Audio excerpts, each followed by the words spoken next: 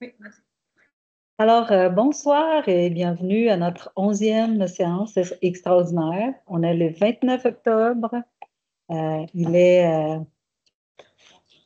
18 heures, puis on est à la salle 131 du 600 rue Thibault. Donc, on ouvre la séance et on adopte l'ordre du jour avec un petit changement d'ordre en fait. C'est le point 8.1.3 qu'on va changer de place. Il va passer tout de suite après les points 3.2.1 et avant la période de questions. C'est correct qu'on adopte comme ça? Parfait. Après ça, il y a l'adoption du procès verbal numéro 10 qui date du 24 septembre. Vous avez eu le temps de lire. Parfait. Puis là, maintenant, c'est le point 3.2.1, l'arrondissement des nations. C'est le comité consultatif d'urbanisme, c'est le dépôt du procès verbal du 26 août. Correct? Ça marche. Et là, alors, on va voir Madame Andréane Ferland qui va nous présenter les points 8.1.3, répartition des aides financières événementielles 2025 pour l'arrondissement des nations. Alors, je partage mon écran. Dans le fond, conformément au programme événements de proximité des communautés en tête, on a un montant de 64 832 à répartir pour le secteur de Jacques-Cartier, puis un montant de 57 030 pour le secteur du Mont-Bellevue, pour un total de 121 872. Donc, on vous propose, somme toute, la même répartition que l'année passée. À quelques détails près, là, il y aurait quelques nouveautés dans le secteur du Mont-Bellevue. Dans le fond, il y aurait, on vous propose une fête Halloween par Carsten Goyer. Un brunch interculturel qui a eu lieu pendant plusieurs années. On c'était très apprécié. Puis une nuit polaire là, en collaboration avec le ARPN. Pour le secteur de Jacques-Cartier, c'est la même chose. Donc, il y avait eu plusieurs nouveautés l'an passé, puis on essaie de revenir avec des activités différentes pour créer une habitude chez la population. Donc, ce serait là, au niveau événementiel là, ce qu'on aurait à vous proposer. Ce soir, c'est pour faire une discussion. Après, on veut juste savoir votre orientation si vous êtes à l'aise. Puis, en novembre, en même temps que les assistances financières aux organismes, on reviendrait là, avec les conventions là, dans le cadre du BIT. À cela va s'ajouter nos cinémas. Dans le cadre du? Le BLITZ qu'on appelle, dans le fond, c'est les assistances financières aux organismes pour l'année 2025. OK. Puis à cela s'ajouterait 5 cinémas en plein air dans le secteur du Mont-Bellevue, 4 dans le secteur de Jacques-Cartier. C'est encore une fois conforme à ce qui a été fait l'an passé. Vous aviez le bilan des cinémas en plein air en Alex, puis on a été chanceux. La température a été de notre côté, puis on le voit vraiment dans la participation de la population. Là, les données sont vraiment ailleurs qu'en 2023, là, donc on est vraiment content de cette augmentation de la participation. Donc, ce serait pour faire une discussion, à savoir si le plan proposé pour la répartition de l'enveloppe événementielle du fonds. Oui, Mme Laroche. Moi, j'avais une petite question. Est-ce que dans les nouveaux événements qui sont proposés, est-ce qu'on a déjà des porteurs qui sont identifiés? Parce qu'on le voyait pas. Oui, effectivement, il y a des organismes qui sont approchés. Puis dans le cadre du brunch interculturel, c'est un retour. Là. Oui, donc, les gens sont... En fait, c'est leur initiative. Ils veulent... OK.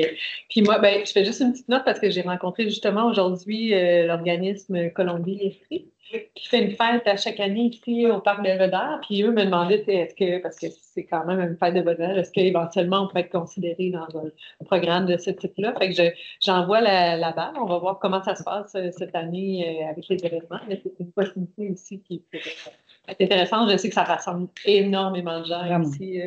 Oui. Puis il y a une grande communauté colombienne qui est dans le secteur. Là, fait que je pense que c'est intéressant. Qu'est-ce que ça prendrait pour que... En ça fait 2 années. L'enveloppe, dans le fond, si on veut financer d'autres événements que ceux qui sont proposés, il faut en enlever qui sont dans le tableau. parce que l'enveloppe, elle est limitée. Elle est équitable aussi hein, sur l'ensemble du territoire. L'enveloppe financière est basée en fonction du nombre de communautés locales dans chacun des territoires. Puis à cela s'ajoutait un montant de base là, qui était ajouté, là, qui comprenait un événement de voisinage, de quartier et d'arrondissement.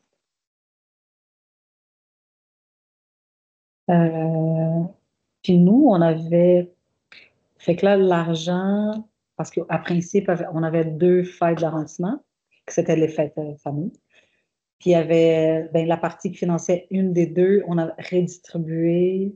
Dans le fond, on vous propose pour 2025 de faire la même chose, de faire un événement d'arrondissement dans le secteur chaque quartier cette fois-ci. Puis les enveloppes ont été divisées en 2. Fait que si vous voyez, là, il y a 9 000 dans le secteur du Mont-Bellevue, puis il y a 9 000 dans le secteur de Ça avait fini ton intervention. Il y avait aussi, l'année passée, il y avait un organisme, là, un comité citoyen à Saint-Charles-Garnier, qui avait au départ l'intention de faire quelque chose, puis après, ils se sont désistés. Est-ce qu'ils reprennent cette année? Je ne l'ai pas trouvé. Non, on n'a pas eu de signal à l'effet pour les à reprendre l'initiative. Dans le cadre, par contre, du mandat de comité patinoire, ils ont un petit montant s'ils veulent faire une petite activité spéciale. Oui, mais ça, c'est plutôt à l'hiver. Mais d'ailleurs, justement, j'avais fait une demande, je vais quand même répéter, j'avais fait une demande de rencontrer justement les gens de Saint-Charles-Garnier, justement, pour essayer de discuter un peu avec eux, parce que ils se sont désistés. Les raisons par lesquelles ils se sont désistés, il n'y a pas rapport à l'événement en tant que tel. Non. Hein? Puis, fait que je voulais quand même pouvoir les rencontrer. Je ne sais pas si c'est en chemin. Oui. On en avait vite parlé, puis il restait à planifier nos rencontres, à regarder ça ensemble. Ouais. On n'a juste pas, Andréane et moi, reparlé de la planification de cette rencontre-là. Parfait. Ça serait important, je trouve. Puis sinon, un point qui me préoccupe un peu, c'est que nous, on fait, Madame Laroche et moi, on fait les budgets participatifs. Puis des fois, les projets qui sont déposés, ce sont des événements, des fois. Puis, fait que là, j'entends que l'enveloppe pour les événements de proximité est déjà toute utilisée. Puis ça, c'est correct parce que ça passe par notre fonds dédié pour financer au moins la première édition. Puis, mais en même temps, en plus du soutien financier, j'entends qu'il y a comme des problématiques par rapport au soutien technique que ces gens-là peuvent demander. Où est-ce qu'on en est par rapport à ça? Avec les événements déposés en budget participatif, effectivement. Parce que, en fait, l'objectif du programme qu'on a adopté en 2024 au Conseil municipal, qui est issu de la commission, c'était vraiment d'avoir un équité sur le territoire, pouvoir aussi avoir un caractère prévisible du nombre d'événements qu'il va y avoir, en lien avec la capacité de nos services, notamment. Là, quand on ajoute des événements, effectivement, que ça crée un débalancement. Puis, il faut s'assurer de passer par le bon processus, notamment de faire autoriser l'événement par la division des événements. Puis, nous, on n'a pas de budget en soutien technique à accorder à d'autres événements en dehors du programme. Donc, ça, c'est à considérer. Puis, il y a aussi l'accompagnement de la ressource, parce que des fois, on dit, l'organisme va être autonome. C'est vrai en théorie, mais en pratique, ça arrive peu. Ils ont vraiment besoin d'accompagnement, nos organismes, quand ils organisent des événements. C'est là que des fois, quand c'est pas planifié, puis ça arrive plus à la dernière minute, c'est plus difficile. Fait que oui, il y a un enjeu là, au niveau des événements financés par le budget participatif du fonds dédié. Par contre, où est-ce qu'on trouvait que c'était un bon compromis? C'était de financer des fois, de permettre à un organisme d'avoir un plus gros budget pour un événement qui est déjà existant. C'est vraiment le nouvel événement qui peut être problématique. Mais en même temps, c'est sûr que la volonté du conseil municipal, c'était aussi de soutenir des nouvelles initiatives aussi. Mais je comprends qu'en question de capacité et tout ça, de nos services, on ne veut pas remettre en poids sur ça. Mais il va falloir, dans ce cas, parce que je me rappelle qu'il y avait été question même de demander de plus de ressources si on veut rajouter des événements. Le programme, on avait présenté plusieurs scénarios. Il y en a un qui présentait aussi un montant financier, un ajustement financier qui labellisait le programme, additionné de ressources. Puis ce scénario-là, c'est pas lui qui a été adopté. En fait, c'est juste la portion financière et technique qui avait été adoptée, et pas le soutien des ressources. Donc, c'est là qu'on avait fait le compromis de la CAPIN, sauf qu'on va bonifier les événements qui sont existants ou en grande majorité, plutôt qu'en ajouter des nouveaux. C'est le compromis qu'il y avait. Puis, avais-tu une autre question? Je pense que c'était tout. Est-ce qu'il y a d'autres questions? Il y avait, oui, Paul. Oui. Ben, c'est Paul qui a l'événement? Oui, merci. Moi, c'est au niveau des cinémas en plein air. Bon, c'est le fun. C'est un beau concept. Je sais que dans mon district, précisément, il y en a un de Ruisseau. Ouais. Et puis, Saint-Stour, ben, c'est un petit peu un parc limitrophe. Puis, Mont-Bellevue, c'est un parc plus de ville. J'aurais aimé ça qu'il y en ait un autre, soit à Marie-Médiatrice ou soit à Notre-Dame-du-Rosaire, pour stimuler un petit peu. D'autant plus que ben, dans mon district, il y a la particularité de ne pas avoir un grand nombre de tables de quartier.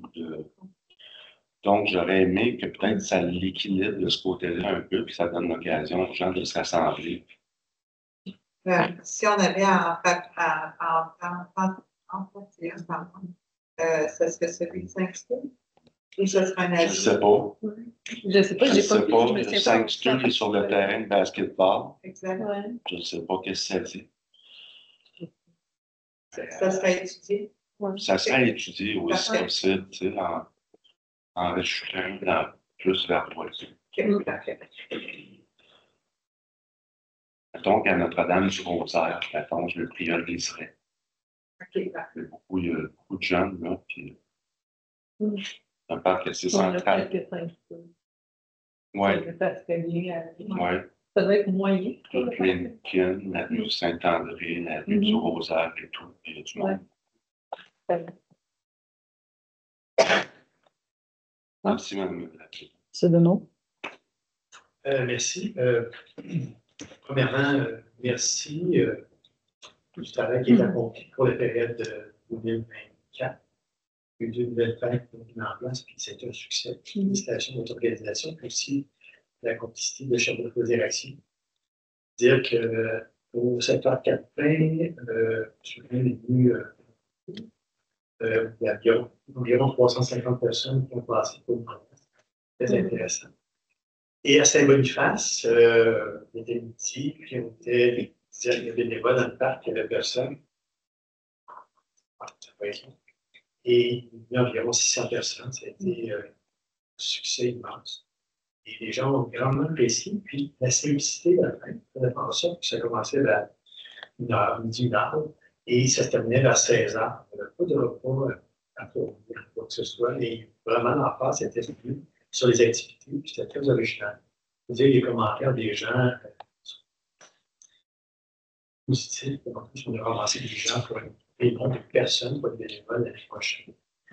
Peut-être juste en lien avec l'ensemble des organisations, pour l'avoir vu ailleurs. Mais des fois, excusez-moi, il y a un place de 4 papiers dans le bar, disant cette année, voici qu'est-ce qu'il va dire ici. Je sais des fois le budget de tout, moi je pense que le fonds dédié de chacun dans le secteur distinct. Je pense que ce serait intéressant de travailler en collaboration pour voir le genre de 4 papiers, qui pourraient être réutilisables en changeant les dates et certaines activités qui reviennent à chaque année. C'est sûr que si l'activité se passe en septembre, puis depuis juillet, d'afficher, il y a plus de chances que les gens l'enregistrent à la fois dans leur tête ou sur leur téléphone, dans l'agenda. Parce que c'est vraiment structurel. Puis, je pense qu'on a raffiné aussi avec une partenaire, avec la CNOT. On a parlé avec l'école, tout ça, ça fonctionne très bien. Donc, félicitations. Oui, moi, je vais juste compléter. Le cinéma, en plus, là, je me rappelle au début, c'était un peu bizarrement en fiasco, dans le sens, tu sais, au début, là, il n'y avait pas tant de gens parce que c'était pas beaucoup divulgué. Puis je pense que ça fait vraiment beaucoup de différence quand, ben, en tout cas, pour ce qui concerne mon district, là, ce qui a fait la différence, c'était l'effet qu'ils soient arrimés avec les comités citoyens des parcs. Parce qu'eux, ils s'en occupent là, de faire circuler. Puis là, je suis contente quand même cette année, là, il y a une centaine de personnes là, quand même. Ce sont des activités super appréciées. Hein, le cinéma là, à plein air, c'est vraiment super apprécié. Puis c'est vrai que, en termes aussi de charge de travail, événementiel, là, c'est quand même assez simple là, en cinéma plein air. Par rapport à d'autres événements qui ça prend beaucoup plus. Vraiment intéressant. Super, je pense que par rapport au budget et aussi à la répartition par secteur, je pense qu'on a rendu quand même assez équitable. Hein. C'était ça qu'on cherchait aussi. Puis je pense que c'est atteint. En général, c'est positif. J'ai hâte de voir comment est-ce qu'on va gérer les événements, les nouveaux événements. Les nouvelles demandes. Les nouvelles demandes. En espérant qu'ils soient capables de réaliser les choses sans les soutiens techniques de la ville, en attendant qu'on puisse éventuellement avoir plus de ressources. Avais-tu des commentaires? Non, au travail. Donc, merci. Merci beaucoup. Alors, on va pouvoir passer à la période de questions. On a pour l'instant Madame Micheline Roberge. La période de questions. Moi, je demeure Mille-Abeilles et il y a M. Lachance continue ses plans de développement. Et derrière chez moi, c'est le dernier, là, qui est cette dernière. J'ai pas saisi. Mirabelle. Mille-Abeilles. Mille-Abeilles. Oui, c'est ça, Mille-Abeilles. 1000 abeilles. Au coin de l'Oiseau des Neiges. Moi, je suis sur le coin. Et on a eu une surprise très désagréable. Il y a à peu près 2 mètres, je dis 2 mètres et demi, là, je ne suis pas allée mesurer, là, c'est 3 pieds, 3 pieds, c'est à peu près. Et il y a de boisé qui a été laissé là. Et c'est un boisé sur une zone humide. Alors, la fragilité se manifeste de façon très, très évidente. On reçoit des arbres qui tombent au moindre vent. Grand vent, il faudrait dire, on ajouter grand, parce que petit vent, pas de problème. Et il y en a déjà qui sont penchés pour s'en être chez nous. Sauf que nous ne sommes que 6 propriétaires touchés et on a été très touchés à la dernière queue de ce qui s'est passé en Floride. Et personnellement, j'ai reçu 2 arbres sur mon terrain. Je n'ai pas eu de bris parce que, heureusement, je n'avais pas enlevé mon abri soleil. Il n'y a plus de toile dessus, rien. Là, ma toile est finie, puis ça ne se vend plus. Heureusement que j'ai eu ça parce que ma galerie a été protégée. Ma voisine, ses gouttières, son toit, ses gardes de galerie ont été arrachées par 3 arbres. L'autre voisin, lui, il a été chanceux, il a une petite poche sur sa gouttière, mais l'autre l'a eu sur sa charpente.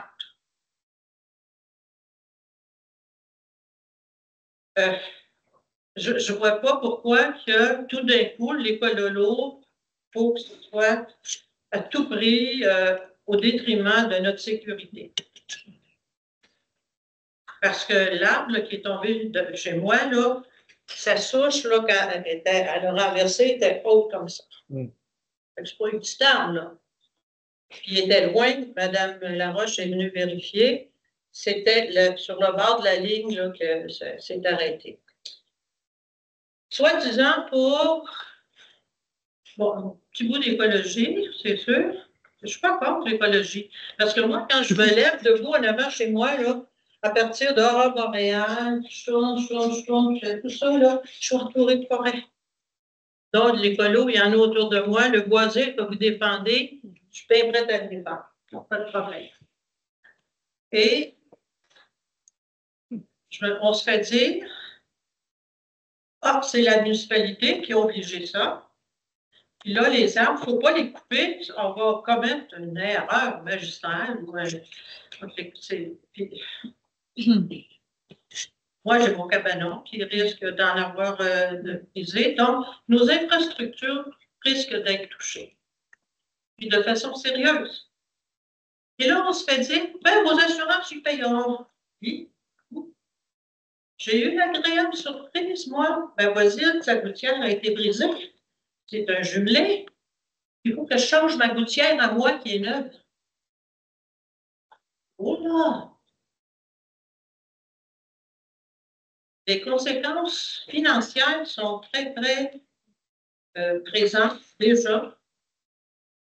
Le bris de la structure, c'est aussi une éventualité qui pourrait arriver. Et comme je vous dis, on n'est que 6 propriétaires touchés. C'est drôle, hein? Les autres, puis on va dire aussi que c'est parce que les voisins ne voulaient pas voir de l'autre côté. Je passais la remarque que c'est drôle, j'ai acheté en ville, moi. Puis les voisins, autour de chez moi, ils voient qu'est-ce qui se passe dans la cuisine de l'autre, puis je n'ai pas entendu un chialer. Pourquoi que le nouveau développement serait plus occupé ou chialé? J'en doute, là. Probablement pas. Puis des toiles, ça se vend. Moi, j'ai des toiles partout chez nous. C'est tout ça. Ce que je demande à la municipalité, c'est de dire à M. Lachance, coupe à blanc. À la limite, peut-être laisser les conifères, parce qu'il y a quelques conifères qui ne sont pas très hauts. Ça va prendre du temps. Malgré que j'ai reçu un pain, moi, aujourd'hui. J'ai eu une première expérience sur ma corde à linge qui est accrochée après mon mur. Ça n'a pas. Un pain, ça allait plus haut, je ne sais pas trop. J'ai été chanceuse parce que celui qui est venu arranger mon arbre m'a dit que j'étais la seule sans dommage. Est-ce que la municipalité pourrait dire allez, couper tout ça à M. Lachance? Parce que voyez-vous, j'ai apporté le projet que M. Lachance nous a remis. Et sur ce projet-là, quand je regarde, il n'y a aucun projet de garder des arbres le long de la rangée de maisons de chez moi. Et par contre, tout partout ailleurs où il y a une protection, parce que c'est une zone humide, c'était déjà élaboré. Vous aviez déjà prévu ça. Et vous avez quand même accordé à M. Lachance l'autorisation de bâtir sur un sol déjà humide, qui est déclaré humide par des droits acquis. Mais moi, je réclame mon droit acquis de ne pas avoir d'arbres en arrière de chez moi. Et les 6, on est tous au même point. Qu'est-ce qui est possible là? Je m'adresse à vous tous et toutes. Mais je dois avouer que je n'ai pas d'enfant, mais l'arbre qui est tombé, les 2 arbres qui sont tombés chez moi, ils n'étaient pas tout à fait finis de tomber à midi, puis à midi et demi, ils sont tombés au complet. Il aurait pu avoir un enfant dehors. Parce que moi, là, des petits pouces, je dis toujours, j'ai des petits pouces autour de chez moi, je veux vivre avec des enfants. Et, bon, là, il dit, il ne va pas jouer chez le père, oui, il traverse. Des fois, le voisin, il a des enfants, il passe chez nous.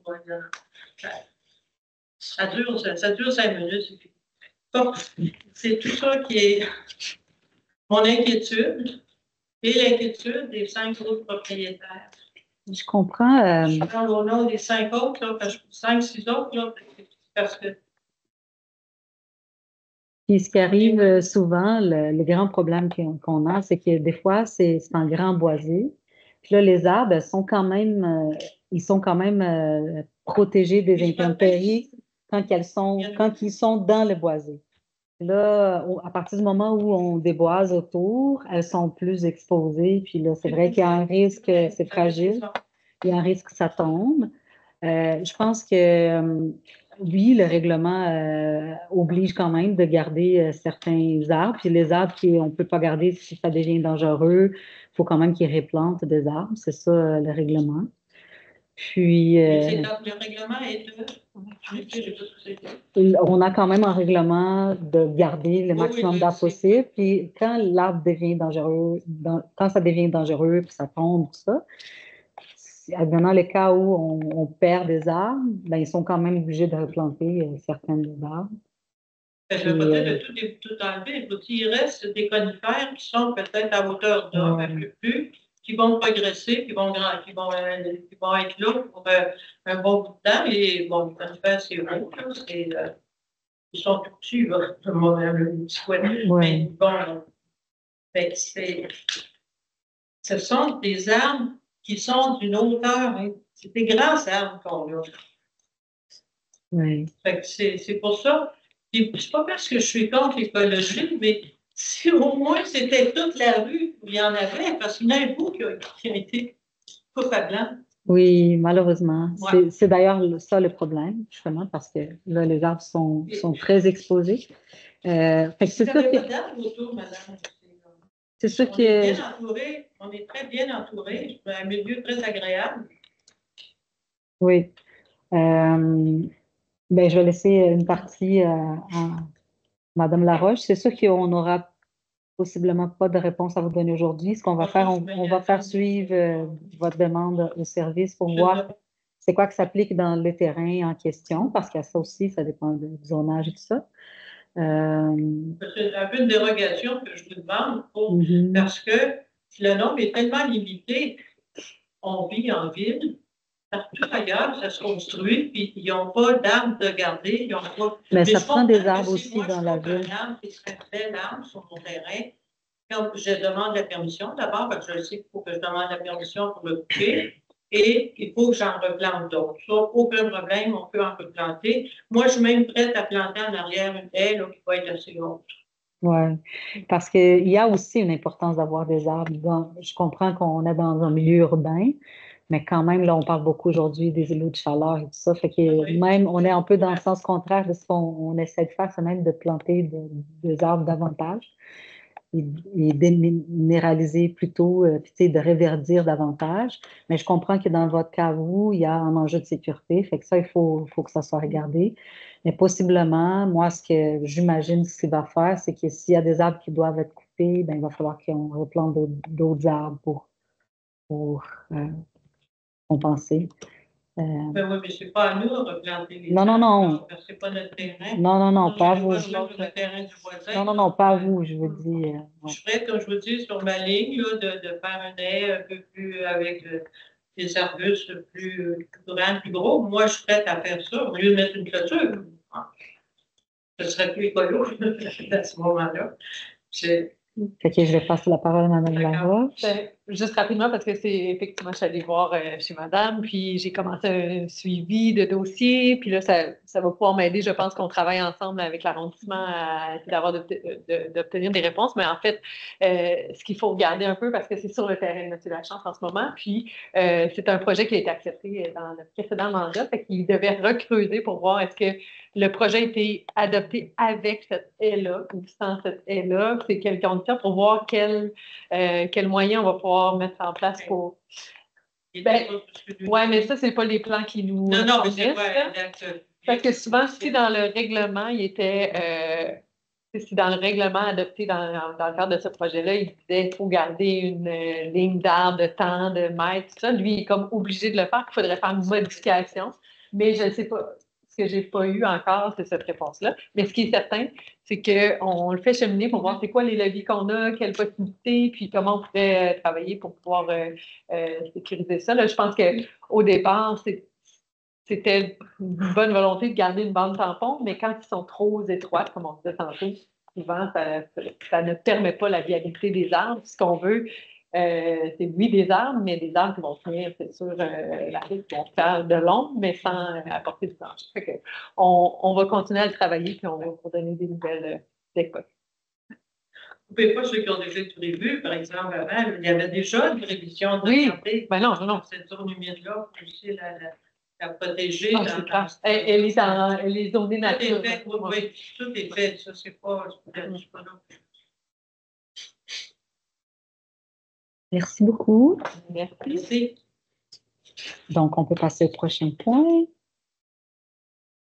Là, on est en comité groupe de travail. Je peux penser juste un petit programme. Oui. Je trouve que monsieur était intéressant quand il demandait d'avoir un petit peu plus de publicité sur des activités qu'il pense. Moi, je le sais parce que je l'entends chez nous. Vraiment. Ouais. Je viens faire un tour. Non, mais il y a aussi pour quand on a cherché pour savoir si dans le regard, c'était annoncé pour l'arrondissement qu'il y avait une soirée. On ne l'a pas trouvé. On travaille sur ça. C'est bien que vous en parlez. Justement, aujourd'hui, on discutait ici de comment est-ce qu'on peut améliorer ça parce que c'est dans notre plan d'action depuis un petit bout. Il faut attacher plein de choses dans le budget qui vient avec, puis de voir comment est-ce que les services de la ville peuvent soutenir les communications de proximité. On a déjà des événements qui sont sur les sites de la ville de Sherbrooke, mais c'est pas tout le monde qui est sur Internet, qui va regarder. Je me suis abonnée, moi. Mon Sherbrooke, là? Oui, puis je le reçois pas. OK. Il y a eu à un moment donné quelque chose qui pourrait concerner les pompiers, la prévention pour les pompiers. Et puis, je l'ai su quand les pompiers ont sonné en avant de chez moi, mais j'étais là à la maison. Vous n'aviez pas reçu de notification? Mais il m'a dit que c'était sur Internet. Oui, mais moi, le matin, je n'allais pas. Oui, non, c'est ça, c'est ça. Tout à fait. J'en ai des courriels. On comprend. Non, on reconnaît que c'est quelque chose à travailler. On n'a pas encore trouvé les moyens de le faire, mais on prétend justement prioriser cette action-là en arrondissement, justement là, pour 2025. Alors, oui, vous avez raison. J'espère qu'on va être capable de développer quelque chose qui soit un peu plus efficace là, pour communiquer. Donc, cette histoire, à la PSB, il m'a donné 3 questions. Présentement, il y a la quête là, de Mignolet qui a été faite, qui a été annoncée dans toute la ville et la municipalité. Malheureusement, ils n'ont pas eu de bénévoles pour venir passer les sacs pour nous aviser qu'il y avait cueillette. Il n'y a pas de cueillette. Mais vous avez des sacs? Mais ils n'ont pas eu. Ah non. Non, il n'y avait pas de bénévoles pour venir. C'est chez moi qui n'en ont pas amené. Cette année, ils en ont amené. Vu qu'ils ont moins de bénévoles. Oui, mais je sais. C'est le problème partout. Moi, parce que j'ai fait votre secteur à un moment donné, mais tu sais, moi, je m'offre comme bénévole, mais à chaque guignolée, je choisis un secteur différent. Fait que souvent, ils ne peuvent pas couvrir l'entièreté de la ville à chaque. Moi, je pense que c'est moi qui étais. Je pensais que ça s'adressait à tout le monde. Le soir, à la télé, ils disaient on a cueilli tant. La cueillette est très bonne, c'est correct qu'ils la fassent, qu'ils en fassent plus souvent, mais ça ne me gênera pas. Non, c'est ça. Il faut qu'il y ait des bénévoles qui s'impliquent, puis ils ciblent des secteurs en fonction du nombre de bénévoles. Ouais, je pensais que les boomers répondaient plus à des trucs très ponctuels. Ah! Il va falloir trouver un moyen de communiquer avec eux. On va trouver les beaux boomers à la retraite. Oui, c'est ça. Donc, merci. Là, on va passer au prochain point. En fait, là, c'est pour comité groupe de travail du conseil d'arrondissement. On passe au comité consultatif d'urbanisme pour le 7 octobre 2024. Le premier dossier, c'est le 6.1.1. C'est la demande d'approbation PIA, projet commercial intégré, 1840 rue Belvédère Sud. J'ai passe d'abord la parole. Oui. En fait, non, moi, c'était juste comme pour faire un rapport de ce qui s'est dit, mais je pense que ça va plus votre lecture. Fait que c'est vous, à vous la parole. Ah, ben, merci beaucoup, Madame la Présidente. Merci Kiponge. Ben, en fait, c'est sûr que c'est une grande nouvelle aujourd'hui, une nouvelle très attendue pour les citoyens du secteur. Dans le fond, on vient approuver le plan d'implantation et d'intégration architecturale pour nouvelle épicerie plus grande surface que celle qu'on a actuellement, juste de ce côté-ci, comme c'était attendu. Donc, ce sera un Super C qui viendra s'installer. Oui, juste ici. Donc, c'est vraiment une bonne nouvelle là, pour ceux qui avaient suivi tout le dossier. L'épicerie, je pense que ça fait 2 conseils, deux mandats là, que ce dossier-là avançait. Ouais, avançait, puis qu'il y a eu beaucoup de rebondissements. Moi, au début du mandat, j'ai travaillé très fort, même avec l'ancienne conseillère du secteur, Mme Godbout, pour vraiment assurer, parce qu'il devait y avoir une implantation potentielle d'une épicerie en bordure d'autoroute qui, pour nous, allait dévitaliser complètement le centre du quartier où on a le plus besoin d'avoir une épicerie accessible à pied pour les gens du secteur qui n'ont pas nécessairement d'automobile.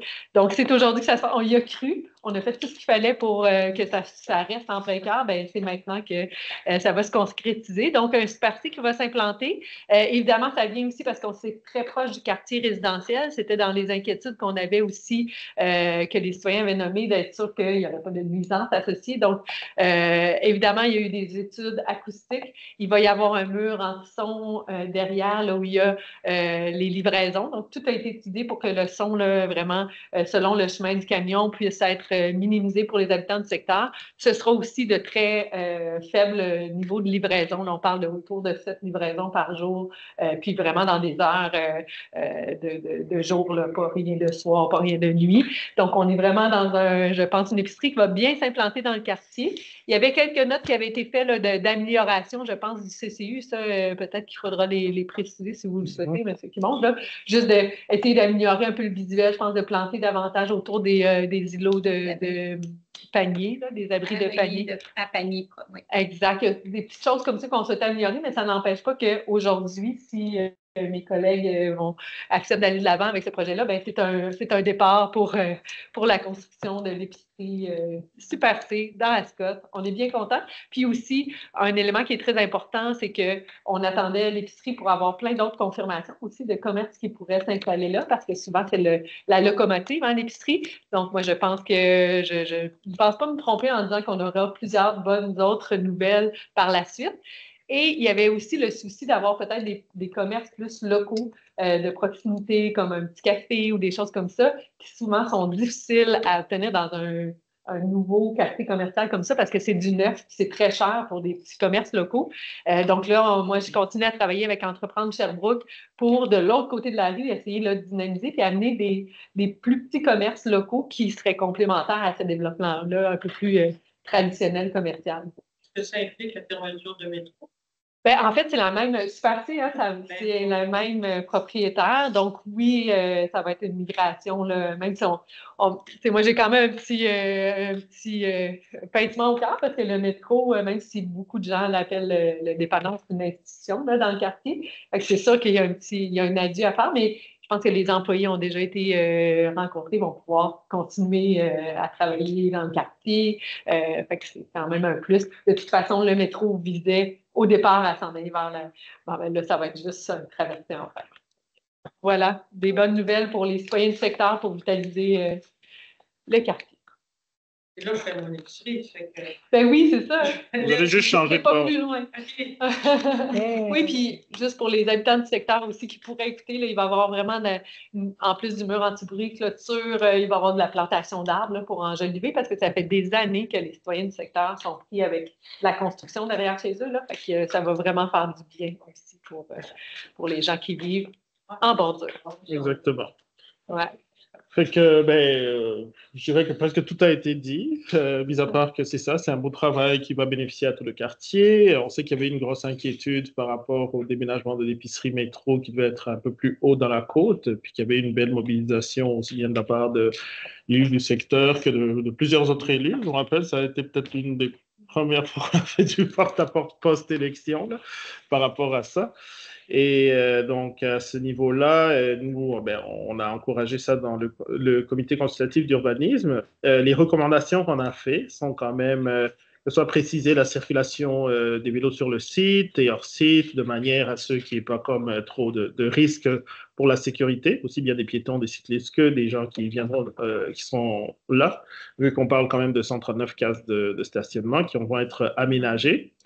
Que soient appliquées les recommandations de la firme qui parlait de mesures de mitigation dans le rapport qui a été déposé le 10 décembre, que soit précisé le type de dissimulation projeté pour les compacteurs à déchets et à composites, que soit précisée la composition des matériaux et des composteurs projetés, ainsi que la localisation des conteneurs et bacs roulants qui soient précisés. Donc, c'est une belle arrivée dans le quartier et que on trouve qu'il y a de bonne augure. C'est sûr qu'on se fait toujours la réflexion avec tout ce qu'on vit en termes de crise de logement et autres, de savoir si dans des projets futurs comme ça, on pourrait avoir des étages supérieurs, que ce soit même 1 ou 2 étages, qui seraient comme juste pour soit offrir d'autres activités, soit d'autres des activités, mais soit des résidences, parce que donc on commence à manquer un peu d'espace pour avoir juste occupé un seul étage, mais c'est une réflexion qui se poursuivra, j'imagine, dans le plan d'urbanisme. Mais pour le moment, pour ce qui est offert là et ce qui arrive dans le quartier, on était bien content de donner le feu vert. J'ai juste oublié de préciser que normalement, vers la décision du conseil d'arrondissement, les travaux vont pouvoir commencer assez rapidement, puis ils visent vraiment une ouverture en 2025. Donc, normalement, si tout va bien, fin été 2025, on a une ouverture. OK. Parfait. Ouais.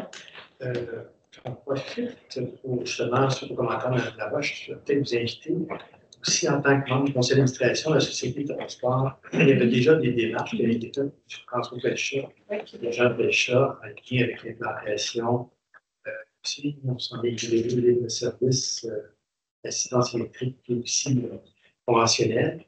On sait très bien qu'une grande partie de ces vélos-là vont être utilisés par la communauté étudiante qui a ces métiers.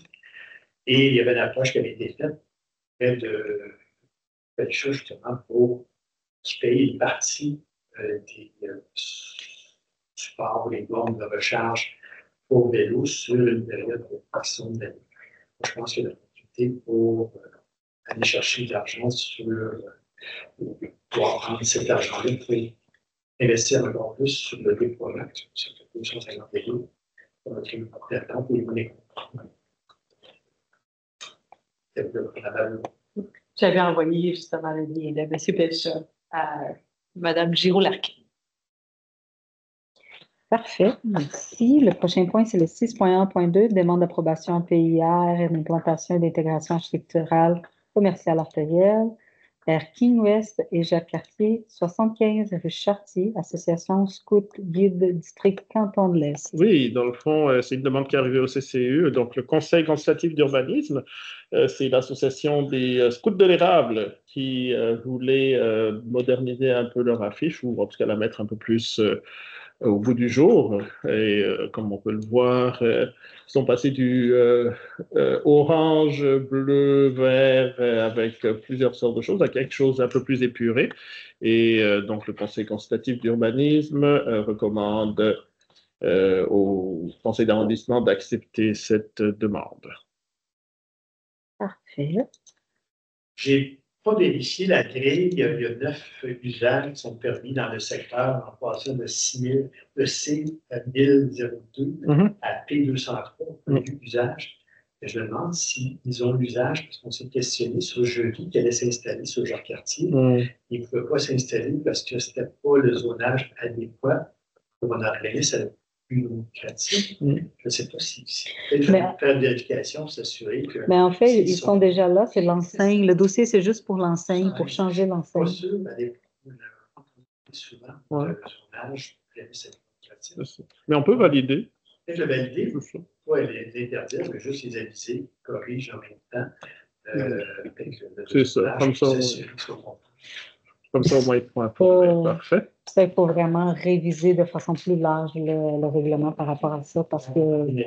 On va nous passer sur le questionnaire. Puis, le prochain, c'est le 6.1.3, demande de dérogation mineure au règlement 1200 de zonage et de lotissement de la ville de Sherbrooke, zone H03 310, au 3641 rue Thomas Chappet, Madame Nathalie Lambert pour Monsieur Marcelo Roncato. Parfait. Dans le fond, c'est une demande de régularisation d'une habitation unifamiliale et d'une piscine, de manière à ce qu'ils respectent le règlement. Sans rentrer dans tous les détails, donc c'est une demande qui est conforme aux critères d'admissibilité. Et c'est la raison pour laquelle C'est pour les marges, je crois. Les marges, c'est ça, en effet. Donc, c'est une des raisons pour laquelle, vu que c'est conforme aux critères, le Conseil consultatif d'urbanisme recommande d'accepter cette demande de dérogation mineure. Parfait. Est-ce qu'il y a des interventions? Donc, on passe au prochain point, et là, c'est le conseil d'arrondissement. Les assistances financières, on a le point 8.1.1, demande de soutien financier pour soutenir l'activité d'Halloween dans le cadre de la démarche de dynamisation commerciale de proximité du quartier universitaire pour entreprendre Sherbrooke. M. Jean. Merci beaucoup, Mme la Présidente. Alors, depuis déjà plusieurs années, le salon de toilettage Marco Veilleux sur le coin de la rue Garde et anciennement Place Dion organise des soirées d'Halloween extraordinaires, bénéfiques pour tous les gens du secteur, la paroisse Marie-Médiatrice, entre autres, mais il y a des gens de partout qui viennent. Et cette année, dans le cadre des travaux qu'on fait pour la dynamisation de la rue Garde, avec Entreprendre Sherbrooke, on a décidé de leur donner un coup de main. Oui, au niveau de des petits bonbons, parce que j'aime ça, mais aussi pour engager un orchestre, venir faire de la musique monstrueuse, monstrueusement bonne, je devrais dire. Et c'est justement des musiciens du secteur qui donnent des cours de musique d'ailleurs. Donc, tout le monde est gagnant dans tout ça.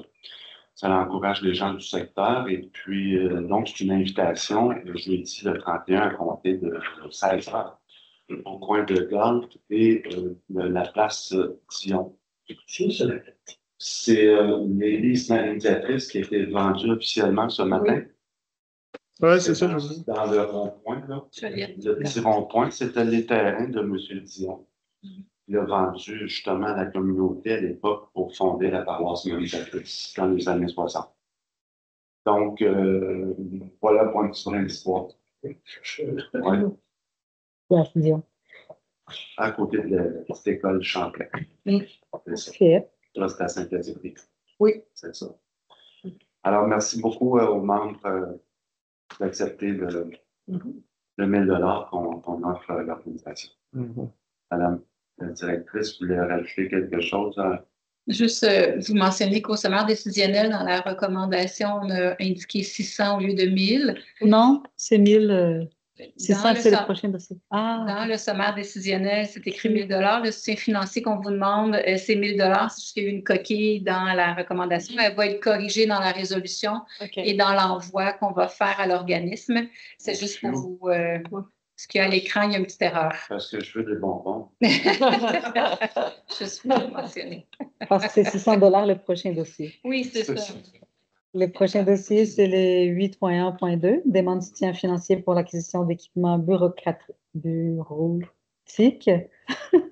Club de loisirs sans Boniface.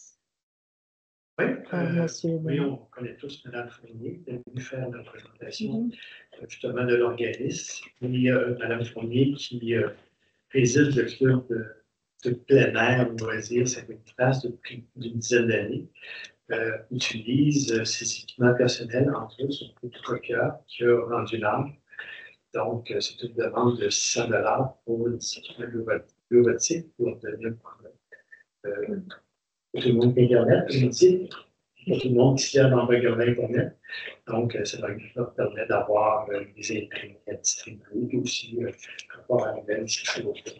Alors, parfait. Merci. Merci à vous.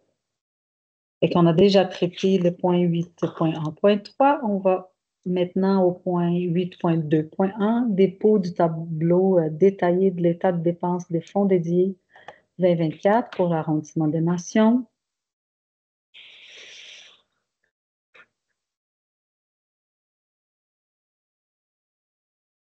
Disposé. Plusieurs autres projets sont aussi. Oui. C'est ça, Madame la Présidente. Oui, M. Denon. On le voit de plus en plus en lien avec les problèmes d'approvisionnement. Je m'en fais pas devant la porte, parce que, donner un exemple, dans le district du Golfe, on a eu des rencontres en juillet pour acquérir des équipements pour justement bonifier l'offre pour certains organismes. Et malheureusement, les fournisseurs étaient en rupture de stock déjà. Qui fait en sorte que bien des fois, on arrive le temps que le dossier est traité de façon administrative, les actifs, l'inventaire de certains fournisseurs sont assez. C'est sûr que le fonds dédié, on va s'en garder une partie pour s'assurer que si jamais il y avait quelque chose en cours, il soit disponible.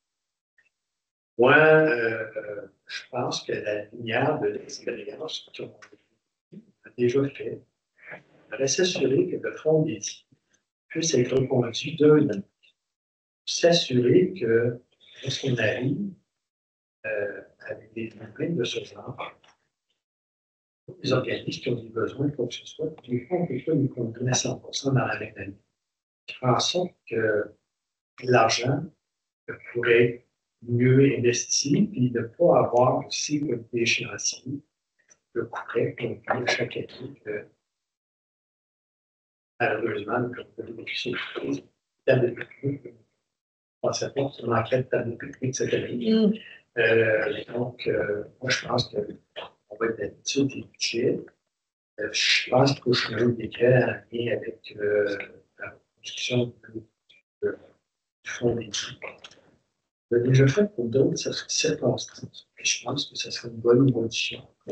Ce qui présente la prochaine élection. Pour les prochains qui vont être là, moi, ça serait tout à fait.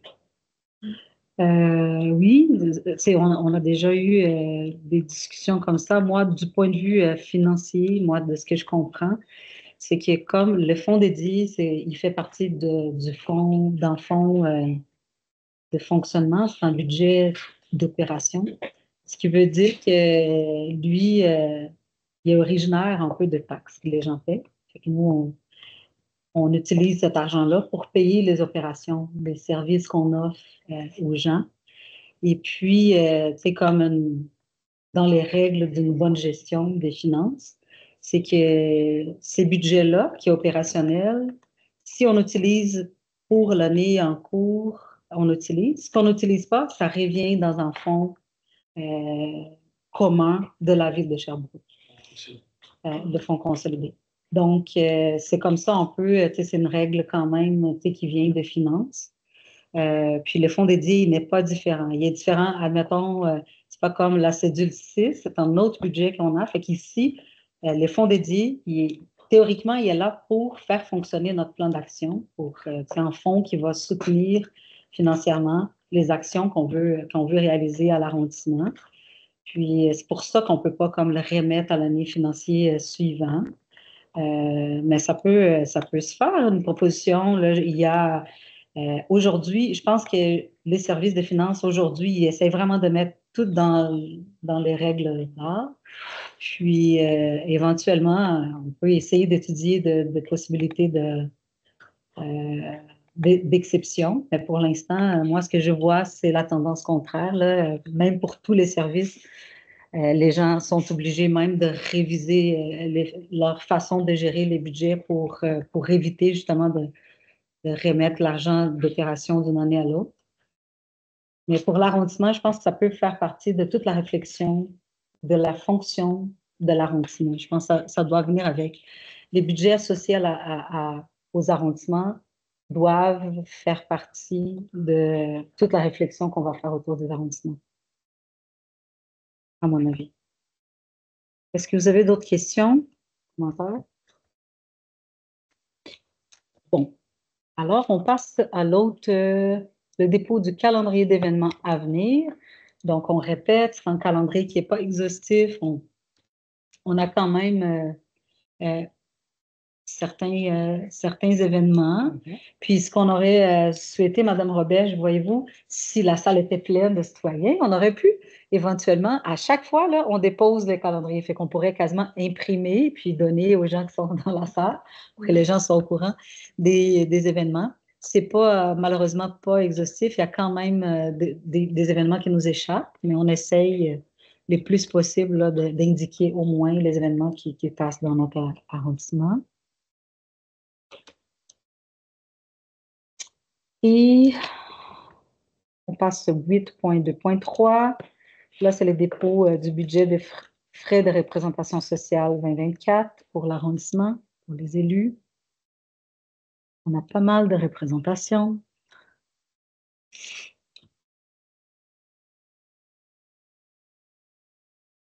Juste pour préciser, représentation, ça veut dire souvent du soutien. Ben, la majorité du temps, c'est du soutien aux organismes. C'est des organismes qui nous invitent, par exemple, à des soupers bénéfices ou des activités qui leur permettent, eux, de financer leurs activités.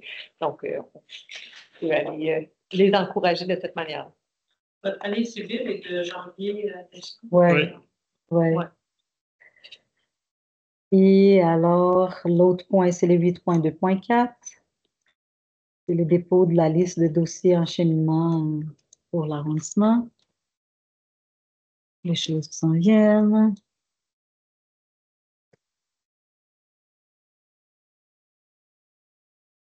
Les choses qui sont déjà passées aussi.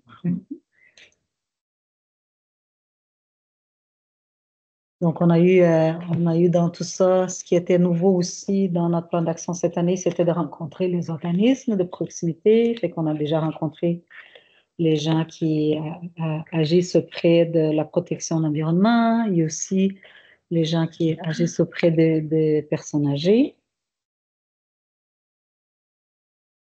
Sinon, les autres dossiers, ce sont des dossiers courants.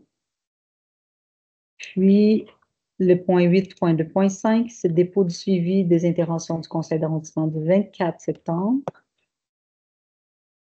Donc, quand les gens viennent intervenir, ils posent des questions. Des fois, on est capable de répondre séance tenante. Des fois, ça passe par la direction de l'arrondissement qui va aller chercher l'information. Puis, la séance suivante, on voit le suivi. Oui, petit point. Juste pour le dossier où on se souviendra qu'à la dernière séance, justement, il y avait des représentants de Jevis qui étaient venus nous voir. Moi, j'ai fait des suivis dès le lendemain. La direction du SPGT a contacté Jevis. Ils sont en train, j'ai relancé plusieurs fois pour avoir des nouvelles pour être sûr que ça avançait.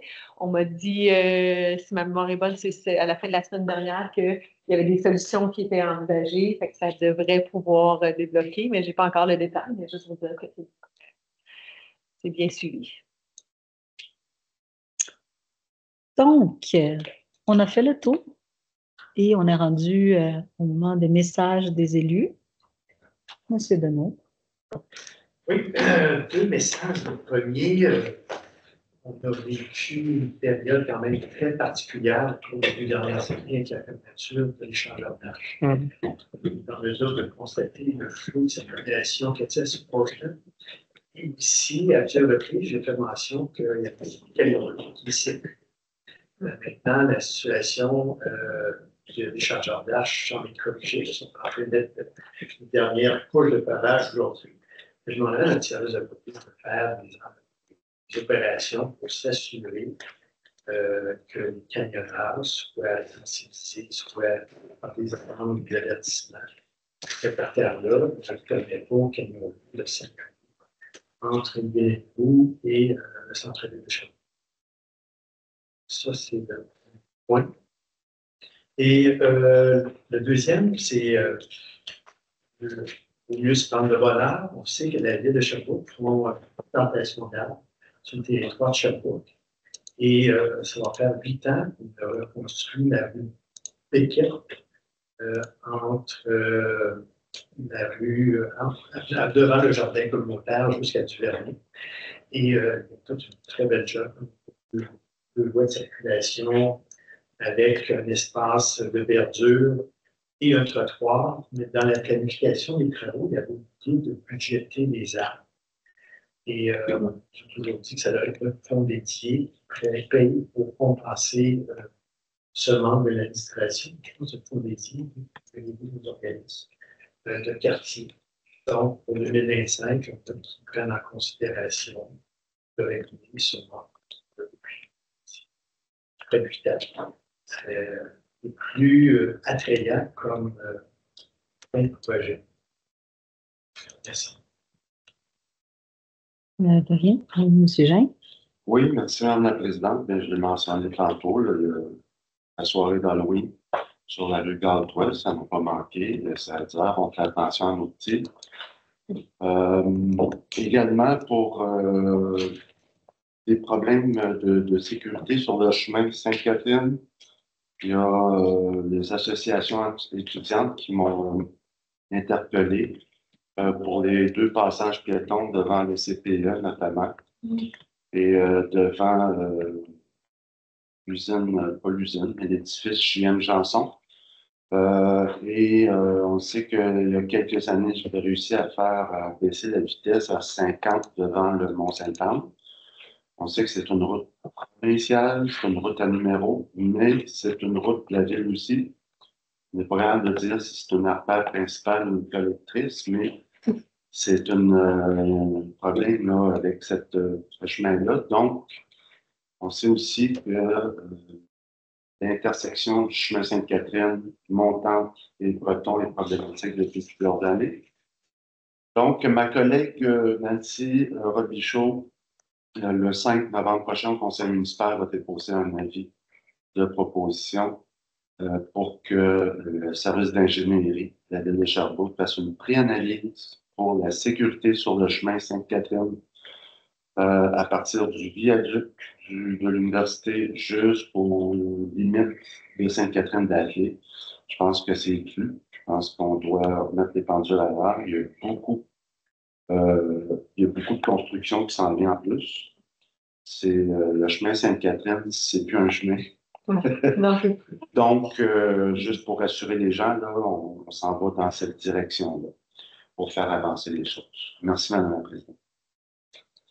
Mme Roche? Oui, bien, pertinent, là, j'en profite, Mme Robert, n'oubliez pas, si vous ne l'aviez pas vu passer, demain soir, ici, au bureau de l'arrondissement, c'est rue Thibault. Demain soir étant le 30 octobre, il y aura la soirée de vote pour le budget participatif d'ASCA. Donc, le budget participatif, c'est vraiment des citoyens et des organismes qui déposent des projets qu'ils aimeraient voir se réaliser, qui vont bénéficier à la population d'ASCA. On a 10 projets qui ont été déposés dans le cadre de ce 3e appel du budget participatif. Donc, il y aura 10 kiosques ici demain soir entre 18h30 et 20h. Vous venez quand vous voulez. Vous allez pouvoir rencontrer les différents organismes qui vont vous parler de votre projet et vous allez avoir à voter pour ceux que vous aimeriez voir le plus se réaliser. Même si souvent, on voudrait tous les voir se réaliser, mais lesquels vous pensez qui bénéficieraient encore davantage à la population d'Ascot. Donc, c'est demain soir, 18h30 à 20h.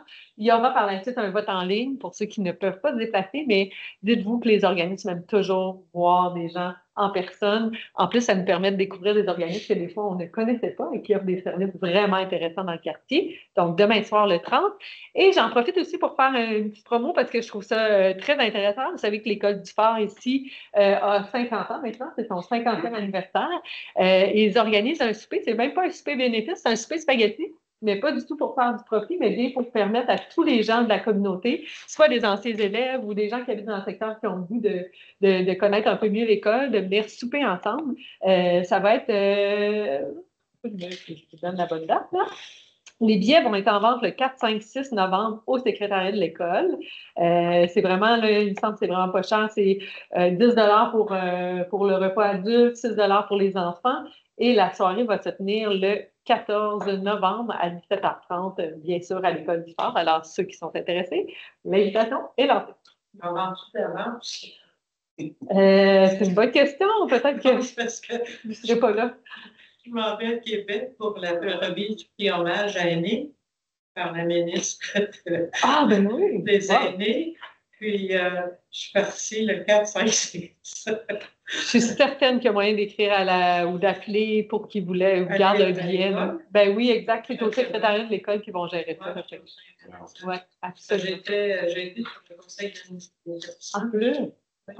Ah ben là, c'est sûr qu'ils vont vous garder un billet si vous je ne sais pas si ça se souvient. C'est quand je suis arrivée à Sherbrooke.